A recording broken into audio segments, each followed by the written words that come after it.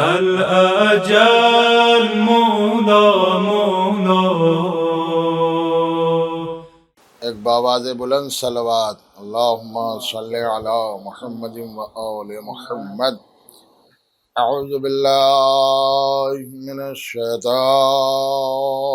اللعین الرجیم. بسم اللہ الرحمن الرحیم.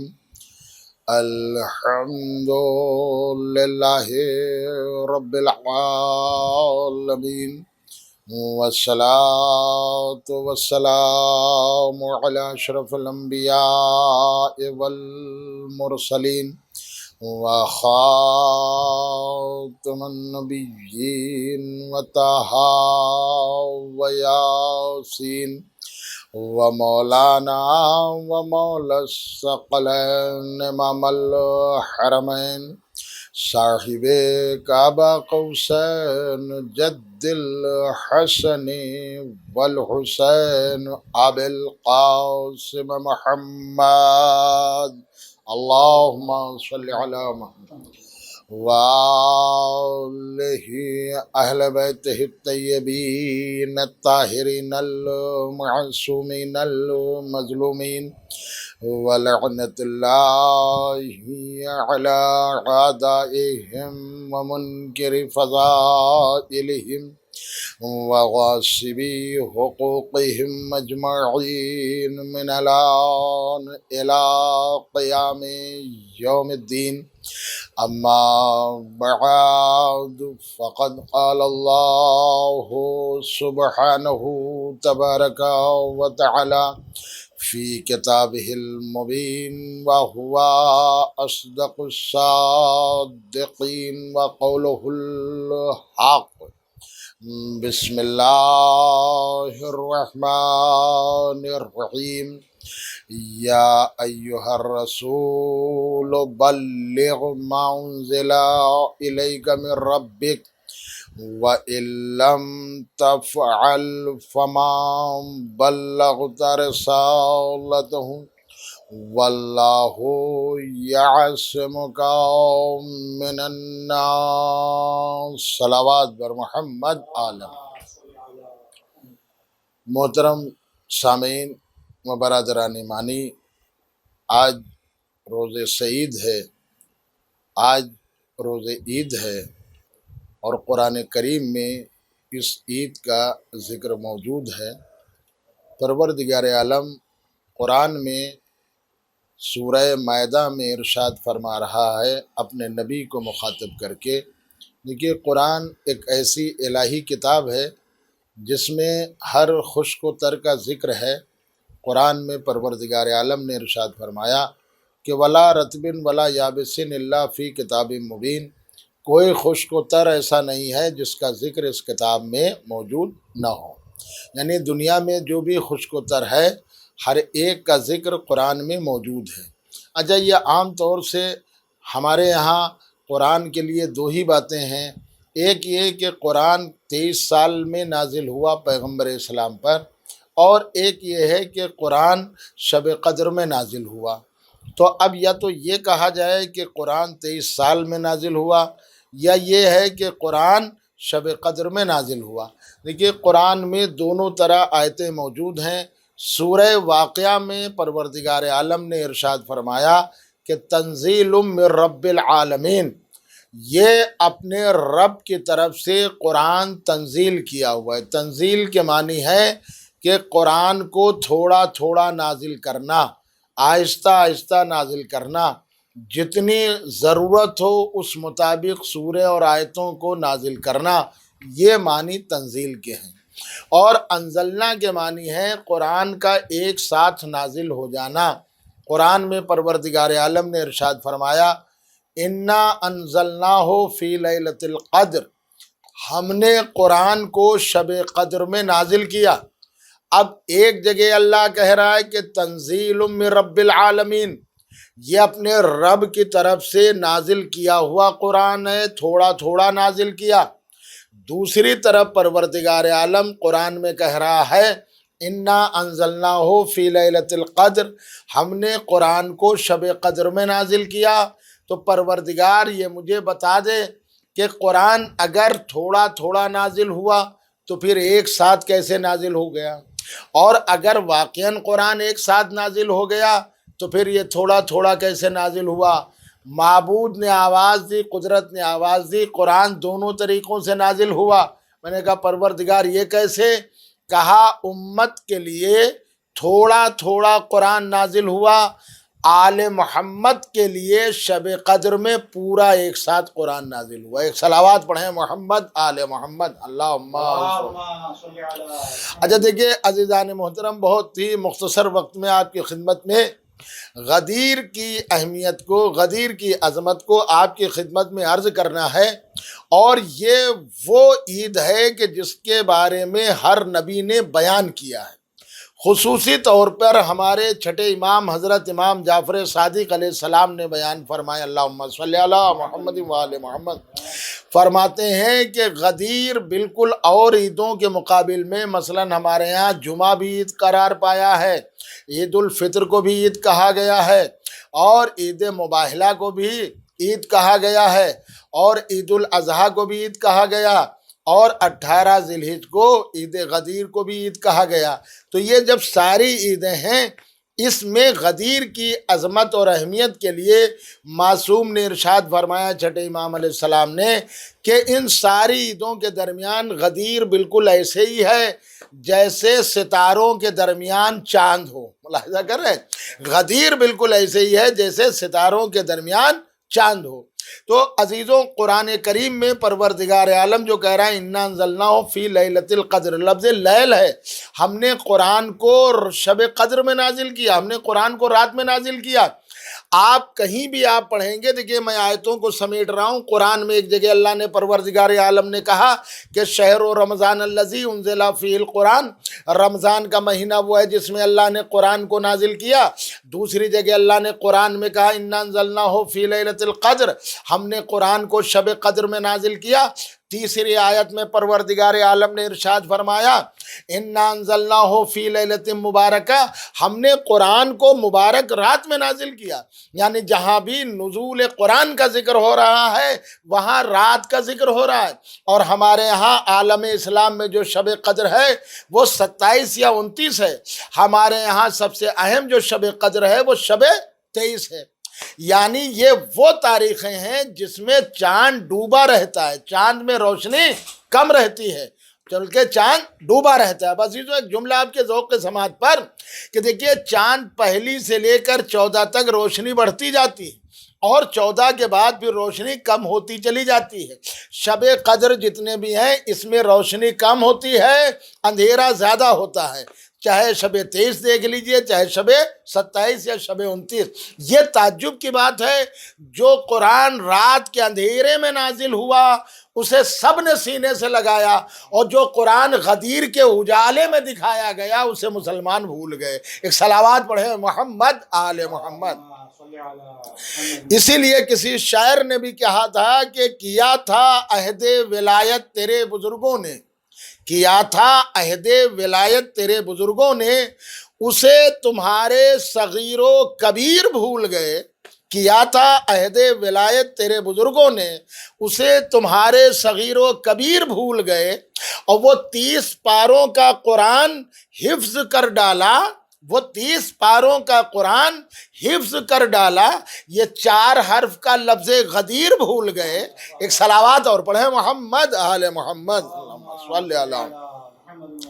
تو عزیزوں، میں اپنی منزل کی طرف آ رہا ہوں کہ غدیر اسلام میں بہترین عید ہے۔ اس کے لیے آپ دیکھیں تو میں 2 جملے کہہ کر آگے بڑھنا چاہتا ہوں۔ عزیزوں، جو ہمارے ہاں عیدیں ہیں وہ کیسی عیدیں ہیں؟ دیکھیں یاد رکھیے گا، عید الاضحیٰ بھی عید ہے، یعنی بقرعید بھی عید ہے، اور عید الفطر بھی عید ہے، مگر یہ کیسی عیدیں ہیں جہاں ہم لوگ قنوت میں پڑھتے ہیں۔ دیکھیے ہر نماز کے لیے عید الاضحیٰ میں بھی 2 رکعت نماز ہے اور عید الفطر میں بھی 2 رکعت نماز ہے۔ اس میں کیا ہوتا ہے کہ آپ پہلی رکعت میں 5 بار قنوت ہیں، اور دوسری رکعت میں 4 بار قنوت. ایک ہی قنوت ہوتا ہے جو 5 بار بھی پڑھا جاتا ہے اور پھر دوسری رکعت میں 4 بار. اسی میں یہ فقرے آتے ہیں: اللہم علی الکبریاء والعظمت وعلی الجود والجبروت وعلی العفو والرحمہ وعلی التقوی والمغفرہ اسألک بحق ھذا اليوم الذی جعلتہ للمسلمین عیدا. پروردگار یہ وہ عید ہے جس کو تو نے مسلمانوں کے لیے عید قرار دیا. للمسلمین عیدا. تو عید اور بقرعید کیا ہے؟ عید الفطر اور عید الاضحیٰ کیا ہے؟ یہ ہے مسلمانوں کی عید. اب آ جائیے کہ مباہلہ کیا ہے. دیکھیے یہ نہ مسلمانوں کی عید ہے نہ کسی اور کی عید ہے. عید مباہلہ خود اسلام کی عید ہے، اس لیے کہ اس میں اسلام کامیاب ہوا، اسلام کی فتح ہوئی 24 ذی الحجہ کو. تو عزیزو پھر آگے آپ بڑھیے کہ اگر عید مباہلہ اسلام کی عید ہے اور عید الفطر اور عید الاضحیٰ مسلمانوں کی عید ہے تو پھر یہ غدیر کون سی عید ہے؟ تو معصوم نے فرمایا کہ عید الاضحیٰ اور عید الفطر یہ مسلمانوں کی عید ہے اور اس کے بعد مباہلہ یہ اسلام کی عید ہے اور غدیر یہ مومنوں کی عید ہے. ایک صلوات پڑھیں محمد آل محمد. یہ غدیر کیا ہے؟ مومنوں کی عید ہے. اسی لیے اللہ نے قرآن میں ارشاد فرمایا کہ یا ایھا الرسول بلغ، اے میرے رسول تبلیغ کر دیجئے، ما انزل الیک من ربک، جو آپ کے رب کی طرف سے نازل کیا جا چکا ہے، یعنی پہلے بتایا جا چکا ہے. وَإِن لَمْ تَفْعَلْ فَمَا بَلَّغْتَ رِسَالَتَهُ، اور اگر یہ آپ نے کام نہ کیا تو گویا کار رسالت ہی انجام نہ دیا. واللہ یعصمک من الناس، اور غدیر میں اللہ ضمانت لے رہا ہے، گارنٹی لے رہا ہے، وہ گارنٹر بن رہا ہے اللہ پروردگار عالم کہ اللہ آپ کو لوگوں کے شر سے محفوظ رکھے گا. اب ذرا قرآن کی روشنی میں غدیر کے لیے 2 جملے آپ کی خدمت میں عرض کر دوں. میں سمجھتا ہوں اگر غم کا دن اور خوشی کے دن سال میں 365 دن ہوتے ہیں، ٹھیک ہے، اور اگر چاند کے اعتبار سے دیکھیں تو اسلامی اعتبار سے یعنی قمری اعتبار سے تو تقریباً 360 دن، انگریزی اعتبار سے 365 دن. ان میں سب سے زیادہ جو غم کا دن کہلاتا ہے وہ عاشورے کا دن، اور سب سے زیادہ جو خوشی کا دن کہلاتا ہے وہ 18 ذی الحجہ عید غدیر کا دن. اب آپ دیکھیں، ملاحظہ کریں کیوں؟ اس لیے معصوم نے فرمایا اس دن مسکرانا بھی عبادت، اس دن مصافحہ کرنا بھی عبادت ہے، دیکھنے کے بعد کسی کی مدد کر دینا وہ بھی عبادت ہے، مومن کو کھانا کھلانا بھی عبادت ہے. آخر یہ دن کون سا ہے؟ اس کی اہمیت کیا ہے؟ تو قرآن میں اس کو عہد کے نام سے ہر نبی کو اس عہد کو یاد دلایا گیا، یعنی ولایت علی کو یاد دلایا گیا. دلیل آپ کی خدمت میں عرض کر رہا ہوں تاکہ بات واضح ہو جائے. دیکھیے معصوم نے پیغمبر اسلام نے ممبر بنوایا. اب یہ کاہے کا ممبر بنایا؟ کجاووں کا ممبر. ولو 2 روایتیں ہیں کہ پتھروں کا ممبر بنایا گیا اور کجاووں کا ممبر. مجھے اس پہ کوئی حیرت نہیں، چاہے کجاووں کا ممبر ہو یعنی اونٹ کی کاٹھیوں کا ممبر بنایا گیا، لیکن ممبر تھا. اچھا عزیزوں، یہ بھی تو آپ دیکھیے کہ جب قرآن کہہ رہا ہے، قرآن کی بات سمجھیے، قرآن سے غدیر سمجھیے کہ آصف بن برقیہ سلیمان پیغمبر کے وزیر تھے اور بات ہو رہی ہے شام میں اور تخت بلقیس ہے یمن میں. جناب سلیمان نے کہا کون ہے جو تخت بلقیس لے کر آ جائے؟ سارے دیو جن پرید وغیرہ سب عاجز ہو گئے. جناب آصف بن برقیہ جو سلیمان پیغمبر کے بھانجے بھی تھے اور وزیر بھی تھے، انہوں نے کہا میں لے کر آ جاؤں گا. کہا بہت ہی جلدی، کہا میں چشمے زدن میں لے کر آ جاؤں گا. جبکہ آپ کتابیں پڑھیے گا 3 مہینے کی راستہ تھی شام سے یمن کا. آصف بن برقیہ چشمے زدن میں لے کر آ گئے، جہاں سارے لوگ پریشان ہوئے. یہ کون تھے؟ جناب سلیمان کے وزیر. چشمے زدن میں لے کر آ گئے. وہ کہا صاحب کیسے لے کر چشمے زدن میں آ گئے؟ تو قرآن نے کہا ہے ھذا من فضل ربی، یہ میرے رب کا فضل ہے. عربی میں من آتا ہے تھوڑے کے لیے، کل میں سے جز کے لیے، بہت میں سے تھوڑے کے لیے، اور عربی میں من آتا ہے پورے کے لیے. اب آپ کہیں گے کیسے؟ میں آیتیں پڑھتا جا رہا ہوں، اسی لیے اللہ نے قرآن میں کہا ہے کہ قل کفا باللہ شہیدا بینی و بینکم ومن عندہ علم الکتاب، میرے رسول تمہاری رسالت کے لیے ایک اللہ کی گواہی کافی ہے اور ایک اس کی گواہی کافی ہے جس کے پاس کتاب کا من ہے۔ دیکھیے ومن عندہ، یعنی پورا علم کتاب کا ہے۔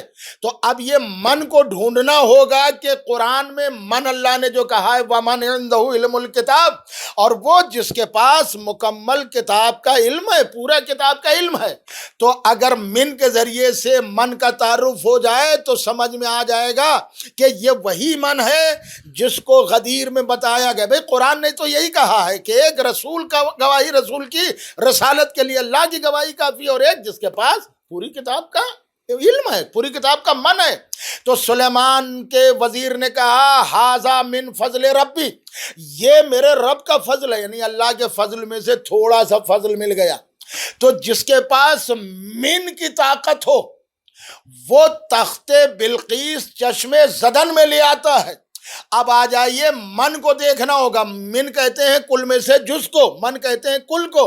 اب تو ڈھونڈنا ہوگا جب من والے آصف کتنی طاقت، تو جس کو نبی نے اور قرآن نے من کہا ہوگا اس کی کتنی طاقت ہوگی۔ آیت میں نے پڑھ دی ومن عندہ علم الکتاب، اب رسول کی زبانی بھی سن لیجئے۔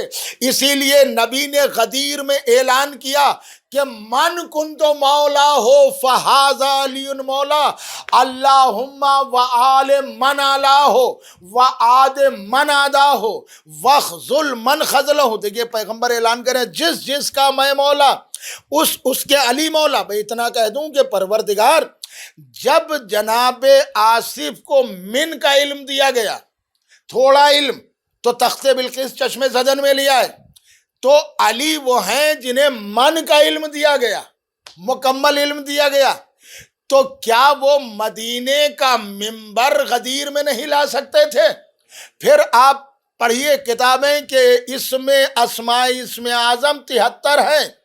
آصف بن برقیہ کو نبی نے فرمایا ایک حرف کا علم تھا اور کہا کہ یا علی تمہیں 72 کا علم ہے۔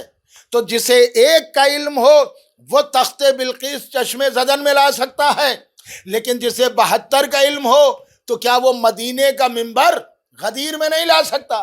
مگر پیغمبر نے غدیر میں معجزے سے منبر نہیں منگایا۔ بھئی پوری توجہ رکھیے گا، جملہ ملاحظہ کریں۔ منبر کہے کا بنوایا، کجاووں کا منبر بنوایا، یعنی اونٹ کی کاٹھیوں کا منبر بنایا، اور نبی اس پر تشریف لے گئے۔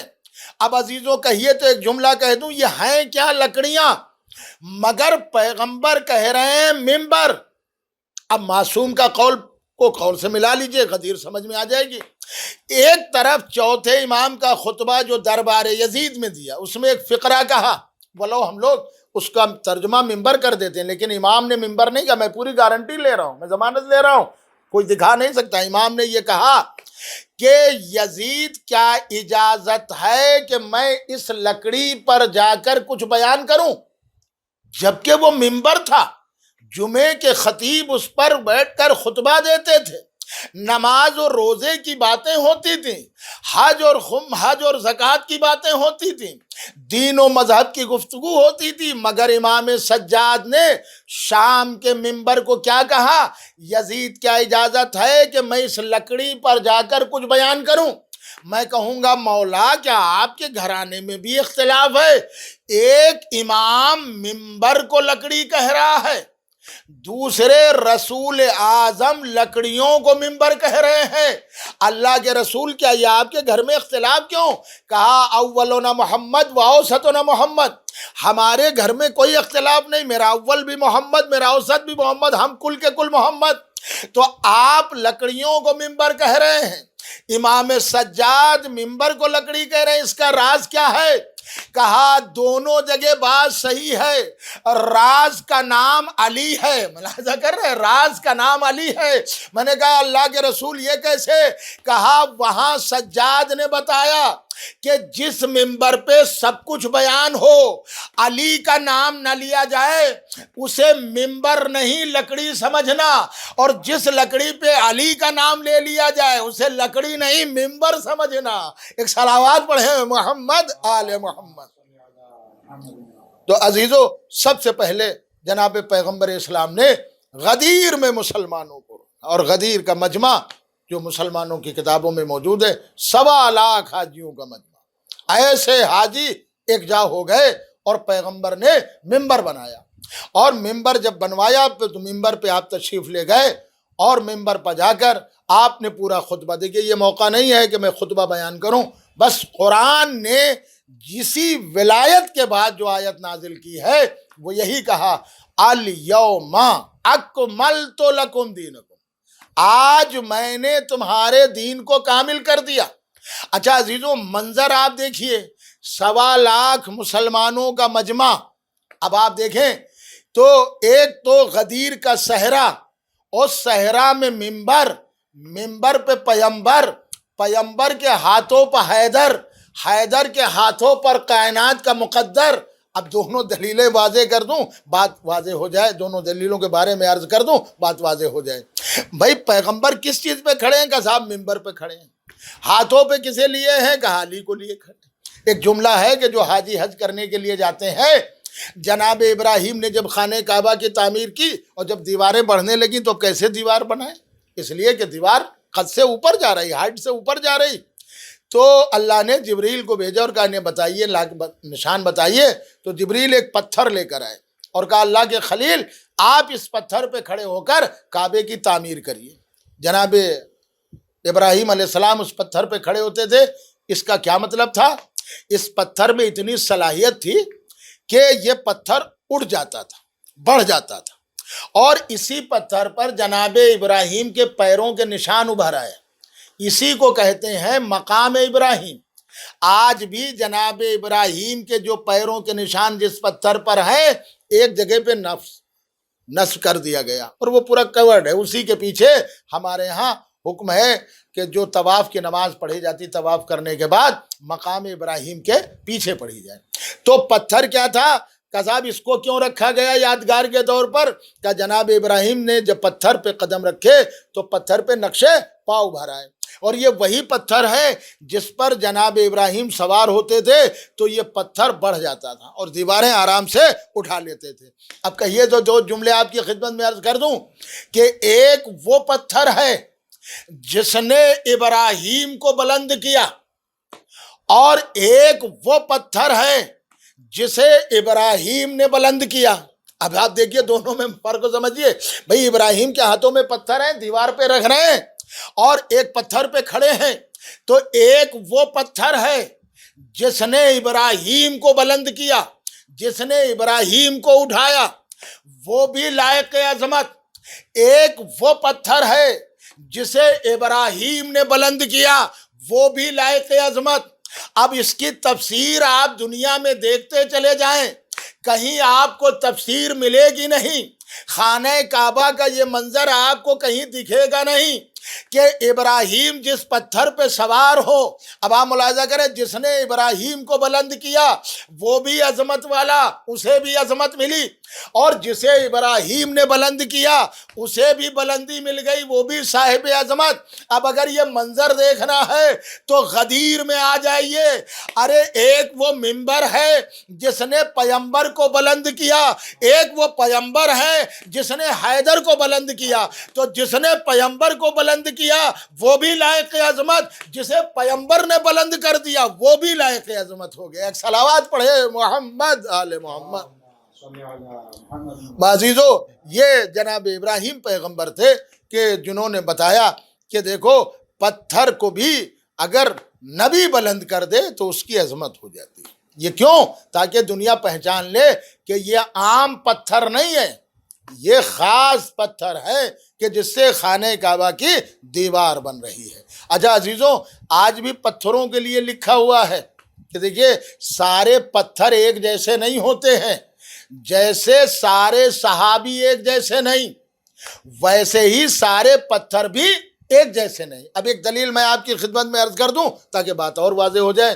دیکھیے غدیر دنیا کی سب سے اہم ترین عید ہے، اور اس غدیر کی اتنی اہمیت ہے کہ اگر غدیر نہیں تو پھر اسلام بھی نہیں، اس لیے کہ جنہیں غدیر مل گئی انہیں کربلا بھی مل گئی، اور جنہیں غدیر نہیں ملی انہیں کربلا بھی نہیں ملی۔ دیکھیے سارے نبی جب آئے ان کا ایک مقصد یہ بھی تھا کہ غدیر کی حقیقت کو لوگوں کے سامنے بیان کریں، علی کی ولایت کو لوگوں کے سامنے بیان کریں۔ دلیل آپ کے سامنے عرض کروں بھائی، قرآن مجید میں یہ موجود ہے۔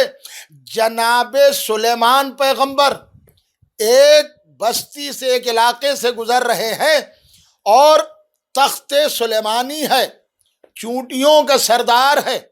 اس نے کہا کہ جلدی بلوں میں چلی جاؤ، اس لیے سلیمان کا لشکر کہیں تمہیں کچل نہ ڈالے۔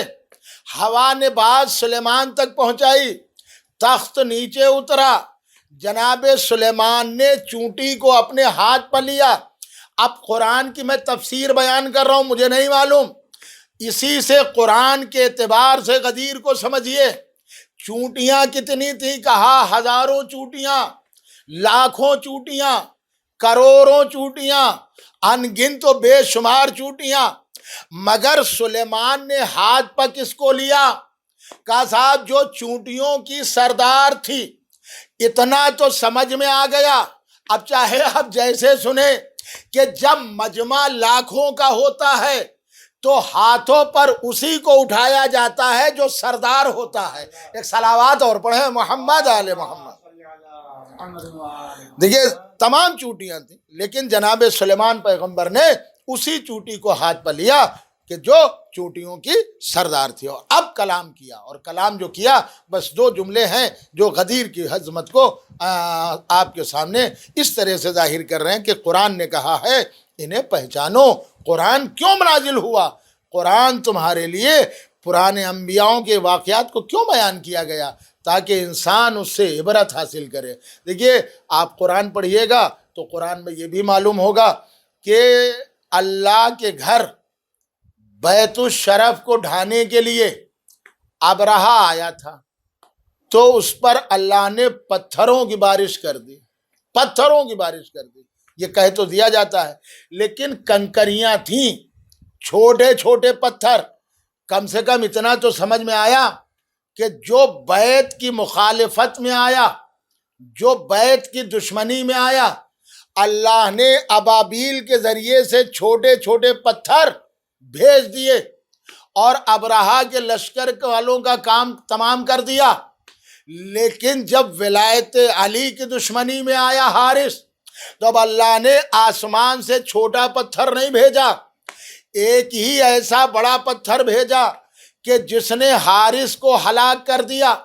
پروردگار یہاں بھی چھوٹا پتھر بھیج دے، وہاں بھی ہاتھی اور ہاتھی والے چھوٹے سے پتھر سے مر جاتے تھے، یہ بڑے پتھر بھیجنے کی ضرورت کیا ہے عذاب کے طور پر؟ کہ یہی بتانا چاہتا ہوں، جو بیت کی دشمنی میں آئے گا اسے چھوٹے پتھروں سے مارا جائے گا، اور جو اہل بیت کی دشمنی میں آئے گا اسے بڑے پتھروں سے ہلاک کیا جائے گا۔ ایک صلوات اور پڑھیں، محمد آل محمد۔ اللہ تو عزیزو، جناب سلیمان پیغمبر نے اس غدیر کے مسئلے کو میں دو جملوں میں عرض کر رہا ہوں۔ بہت بڑے عالم دین نے اپنی کتاب میں لکھا ہے کہ جیسے ہی چونٹی کو جناب سلیمان نے اپنے ہاتھ پر لیا تو اس نے کہا ذرا اس زاویے سے سنیے گا جس زاویے سے حدیث میں بیان ہوا ہے۔ جناب سلیمان نے فرمایا کہ یہ بتا کہ اب تو بلند ہے یا میں بلند؟ تو بڑا ہے، میں بلند ہوں یا تو؟ تیری فضیلت کا اللہ کے نبی؟ چونٹی نے جواب دیا اگر میں یہ کہہ دوں کہ آپ مجھ سے افضل ہیں تو آپ کی افضلیت ثابت نہ ہوگی، مشکوک رہ جائے گا۔ کیوں؟ کہ اگر یہ میں نے کہہ دیا کہ آپ مجھ سے افضل ہیں، آپ مجھ سے بلند ہیں، وہ تو ہیں، آپ پیغمبر ہیں، آپ نبی ہیں، لیکن عام آدمی کے ذہن میں یہ بات آئے گی کہ سلیمان پیغمبر کون ہے؟ کہ ان کے ساتھ جو چونٹی سے افضل۔ کہا اب میں آپ بتاتی ہوں کہ کیا ہے۔ کہا کیسے؟ کہا آپ نبی خدا آپ نبی خدا، آپ پیغمبر خدا، اور میں آپ کے اس دستے مبارک پر، ایک ہاتھ پر، ایک دستے مبارک پر، اس لیے میں آپ سے افضل ہوں۔ تو جو نبی کے ایک ہاتھ پہ آ جائے وہ نبی سے افضل قرار پائے، تو جسے نبی اپنے دونوں ہاتھوں سے اٹھا لے۔ ایک صلوات اور پڑھے، محمد آل محمد۔ تو عزیزو، غدیر کی اہمیت کو، غدیر کی عظمت کو قرآن نے کہا یا ایھا الرسول بلغ، اے میرے رسول تبلیغ کر دیجئے، ما انزل الیک من ربک، جس کا اللہ نے تمہارے اوپر حکم جاری کر دیا ہے، جو بات نازل کی جا چکی ہے۔ وَإِن لَّمْ تَفْعَلْ فَمَا بَلَّغْتَ رِسَالَتَهُ، اور اگر آپ نے یہ حکم نہ پہنچایا تو گویا کار رسالت انجام نہیں دیا۔ اس کا مطلب ولایت علی اتنی اہمیت کی حامل ہے کہ اگر پیغمبر کے لیے حکم ہو رہا ہے کہ اگر یہ نہ پہنچایا تو کچھ بھی نہ پہنچایا، اس کا مطلب یہ ہے اگر علی کی بات نہ پہنچائی جائے تو گویا کار رسالت بیکار ہو جائے، کار رسالت ختم ہو جائے۔ واللہ یعصمک من الناس، اور اللہ آپ کو لوگوں کے شر سے محفوظ رکھے گا۔ اب سمجھ میں نہیں آتا، غدیر میں اور شر، ظاہر سی بات ہے مکے میں جو کافر تھے، ظاہر سی بات ہے اب وہ تو رہے نہیں، کتنے قتل کر دیے گئے، سارے لوگ مسلمان ہو گئے، لیکن یہ اللہ جو کہہ رہا ہے، پروردگار تو بیان کر رہا ہے کہ میں لوگوں کے شر سے محفوظ رکھوں گا۔ آپ قرآن پڑھ لیجئے، کہیں مکے میں ایک آواز اللہ کی آئی ہو کہ رسول تم تبلیغ کرو، میں تمہیں کافروں کے شر سے محفوظ رکھوں گا، میں تمہیں دیکھ لوں گا، کہیں نہیں آپ کو ملے گا۔ یہ غدیر میں آ کر مسلمانوں کے سامنے اللہ گارنٹی کیوں لے رہا ہے؟ میرے رسول آپ اعلان کر دیجئے، اور اللہ آپ کو لوگوں کے شر سے محفوظ رکھے گا۔ پروردگار تو مکے میں نہیں بولا، پیغمبر نکالے گئے، کوئی آواز نہیں آئی کہ میں دیکھ لوں گا، پیغمبر کو اذیتیں مکے میں دی گئیں، کوئی آواز نہیں آئی کہ میں دیکھ لوں گا، آواز قدرت آئی، نادان، وہاں میری طرف سے محمد کے محافظ ابو طالب موجود تھے، لہٰذا مجھے بولنے کی ضرورت نہیں ہے۔ آج ابو طالب نہیں ہے، لہٰذا اب میں ضمانت لے رہا ہوں، لہٰذا اللہ نے ضمانت لی کہ میرے رسول گھبرانا نہیں، تمہیں حکم یہ پہنچانا ہے۔ اب پیغمبر اسلام نے حکم دیا اور سارے لوگ ایک جگہ پہ ٹھہر گئے۔ اسی کو غدیر خم کہا جاتا ہے۔ غدیر کے معنی موڑ گھماؤ، اور خم کے معنی تالاب۔ عزیزو یاد رکھیے گا، غدیر کے معنی تالاب اور خم کے معنی موڑ یا گھماؤ وغیرہ۔ یہ ایسی جگہ تھی جہاں سے مختلف راستے ہوتے تھے، اور وہیں پر ایک بڑے صحرا میں پیغمبر نے سب کو روکا، اور روکنے کے بعد نماز ہوئی اور پیغمبر نے فصیح و بلیغ خطبہ دیا۔ آج ہمارے لیے غدیر اتنی اہمیت کی حامل ہے، ولایت علی اتنی اہمیت کی حامل ہے کہ خالی ہمارے ہاں نماز میں اس کی گواہی نہیں ہوتی، خالی ہمارے ہاں اذانوں میں اس کی گواہی نہیں ہوتی ہے، بلکہ اس کی گواہی قبر میں بھی۔ اکثر لوگ کہتے ہیں کہ صاحب علی ولی اللہ تشہد میں چھٹے امام جعفر صادق علیہ السلام سے کسی نے سوال کیا کہ فرزند رسول نام علی کے اذان میں لیا جائے کہ نہ لیا جائے، تو آپ نے فرمایا کہ وہ نماز ہی کیا ہے جس میں علی کا نام نہ ہو، وہ نماز ہی کیا ہے جس میں علی کا نام نہ ہو۔ اسی لیے ایک عالم نے مولا علی کے ناموں کو لکھا 1000 مولا علی کے نام۔ اچھا، اب پوچھا گیا مولا یہ آپ کے جد علی کا نام قرآن میں حدیث میں نماز میں کہا آتا ہے؟ تو کہا تم نے یہ نہیں سنا تشہد کے بعد جو صلوات پڑھتے ہو اللہم صلی علی محمد و آل محمد، یہ صلوات ہمارے جد علی کی ولایت کا نام ہے۔ ایک صلوات اور پڑھیں، محمد آل محمد صلی علی محمد، یہ جو صلوات ہے یہ ہمارے جد علی کی ولایت کا نام ہے۔ اس کے نام مختلف ہیں، بدلے ہوئے ہیں، لیکن یہ اصلاً یہی ولایت علی ہے، اور اسی کا پرچار تمام نبیوں نے کیا۔ آئیے میں 2 جملے کہہ کر پھر اپنی بات تمام کرنا چاہتا ہوں کہ مسلمان غدیر کو سمجھیں، غدیر کی عظمت کو سمجھیں، اس لیے کہ یہ اعلان کسی ایک کے لیے نازل نہیں۔ وہاں یہ ضرور ہے کہ لوگ کہتے ہیں کہ صاحب وہ مسلمان ہے وہ غدیر کو نہیں مانتے، وہ مسلمان ہے وہ غدیر کو نہیں مانتے، اس فرقے والے غدیر کو نہیں مانتے، تو ظاہر سی بات ہے وہ کیوں مانے؟ اس لیے تمام چیزیں مسلمانوں کے لیے نازل ہوئیں۔ بھئی نماز تمام مسلمانوں کے لیے، روزہ تمام مسلمانوں کے لیے، حج تمام مسلمانوں کے لیے، زکوٰۃ تمام مسلمانوں کے لیے، لیکن ولایت علی مسلمانوں کے لیے نہیں، مومنوں کے لیے نازل ہوئی۔ ایک صلوات اور پڑھیں محمد عالم۔ اور بس عزیزو، ہمارے سامنے غدیر کے دن خوش ہونا بھی عبادت ہے، ایک دوسرے کو مبارکباد دینا بھی عبادت ہے، اور اس کے لیے اعمال ہیں۔ وہ اعمال پیغمبر نے فرمایا جس نے اعمال کیے، گویا معصوم نے کہا ہے گویا وہ پیغمبر کے ساتھ غدیر میں موجود تھا۔ اعمال کے لیے بھی ہے۔ ہمارے ہاں لکھنؤ میں یا اور جگہ دیگر میں نے دیکھا کہ باقاعدہ طور پر مسجدوں میں اعمال ہوتے ہیں۔ ولایت علی ہماری زندگی کی ضمانت ہے، اور معصوم نے فرمایا قبر میں جو سوال ہوں گے، ویسے تو اور سوال ہوں گے لیکن ولایت علی کا بھی سوال ہوگا، اور حشر میں بھی ولایت علی کا سوال ہوگا۔ اس سے کسی انسان کو چھٹکارا نہیں ہے۔ بس اتنا کہہ کر اپنی بات کو تمام کر رہا ہوں کہ اللہ نے قرآن میں ذکر کر کے بتا دیا، اگر غدیر نہیں ہے تو کسی بھی اعمال کی قدر نہیں ہے، سارے اعمال کا دار و مدار غدیر ہے۔ بس مگر میں ایک جملہ کہہ کر اپنی بات کو تمام کر رہا ہوں کہ دیکھیے دو باتیں آپ کی خدمت میں ہیں۔ مرحوم اطہر صاحب قبلہ کہا کرتے تھے 3 دھروہر ہیں ہمارے پاس، ایک ہے فدق، دوسرے ہے غدیر، اور تیسرے ہے کربلا۔ ایک فدق اور دوسرے غدیر اور تیسرے کربلا۔ یہ تینوں چیزیں ہم مومنوں کے لیے، ہمارے یہاں شیعوں کے لیے بہت قیمتی شے ہے، بس ان کے بارے میں بتانا ہوگا۔ اب اس کی دلیل میں آپ کی خدمت میں عرض کر رہا ہوں۔ غدیر کیا ہے؟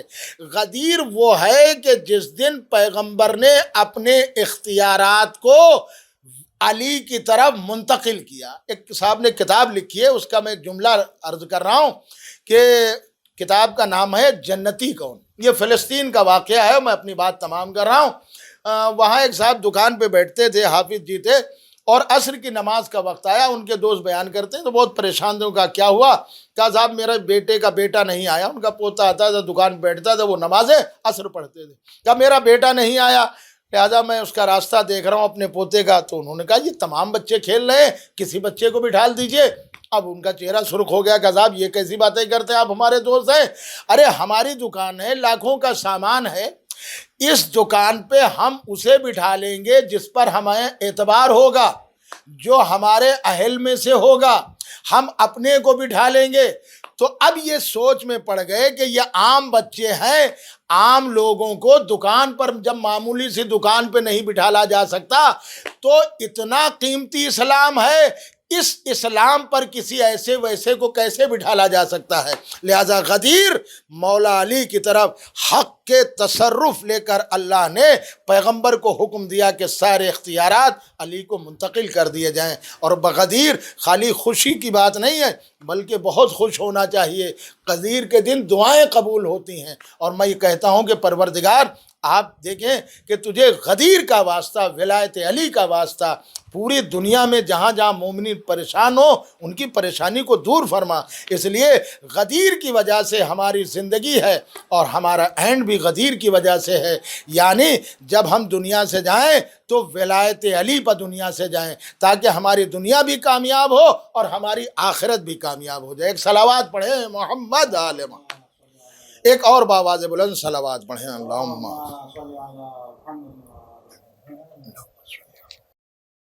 اللهم صل على محمد وآل محمد وعجل فرجهم